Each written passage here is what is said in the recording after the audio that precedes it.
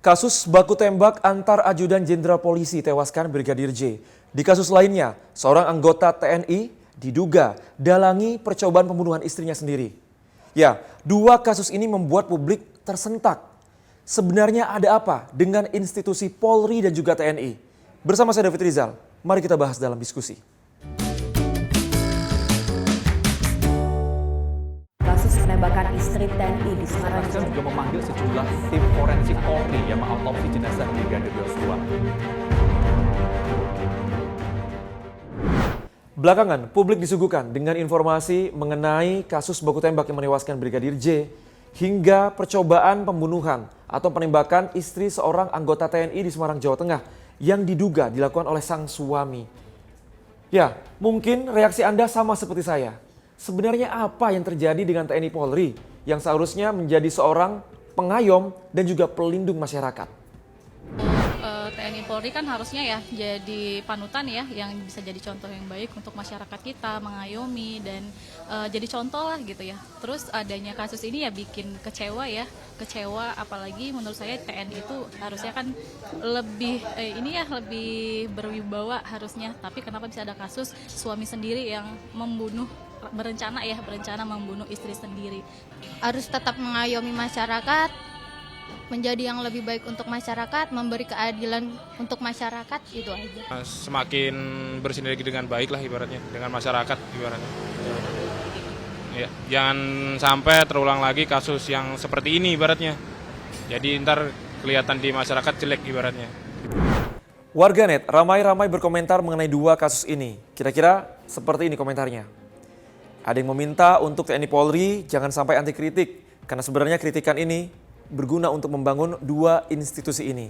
Ada juga yang menuntut untuk transparansi penyelesaian dua kasus ini, baik kasus yang terjadi di TNI dan juga kasus di Polri, karena nama institusi yang jadi pertaruhan.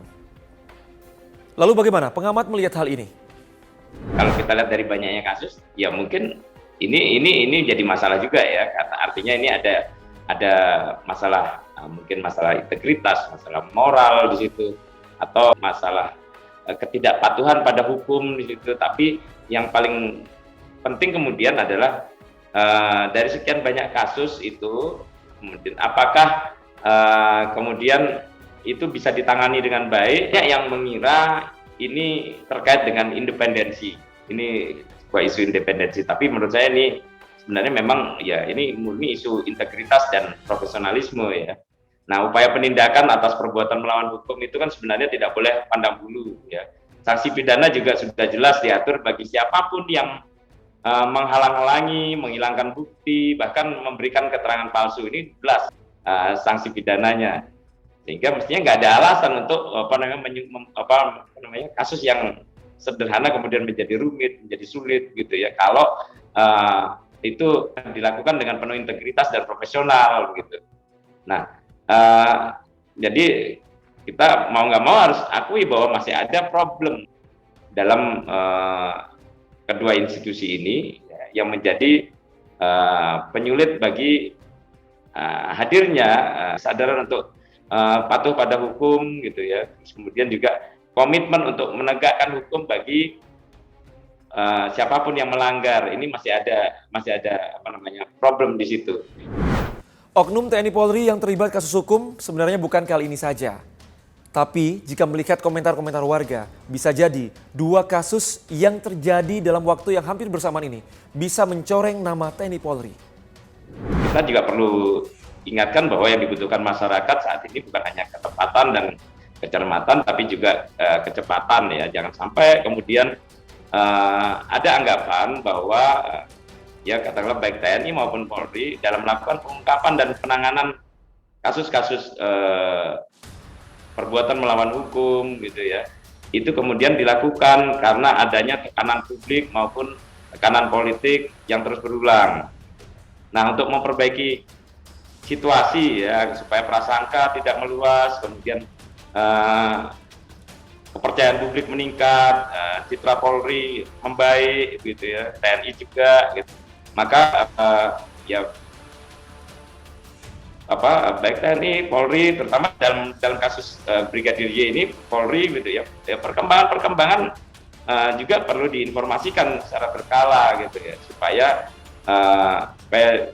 jelas bagi masyarakat bahwa kasus ini tidak berhenti, kasus ini tidak salah jalan, kasus ini tidak sesat gitu ya, tapi tetap on the right track, kemudian tetap dilakukan dalam rangka memenuhi rasa keadilan gitu ya.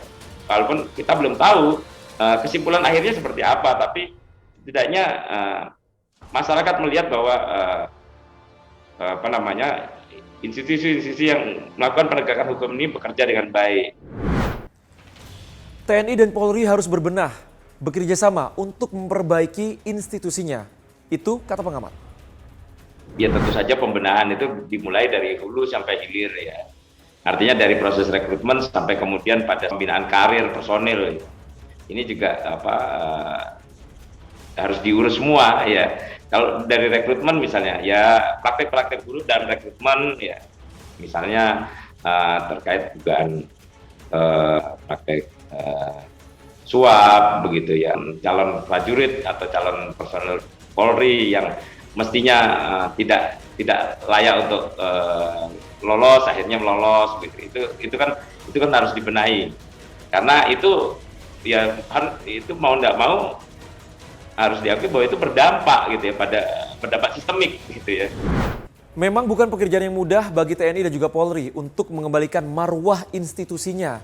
Tapi mau tidak mau ini harus segera dilakukan. Jangan sampai publik hilang kepercayaan. Saya David Rizal, terima kasih sudah diskusi.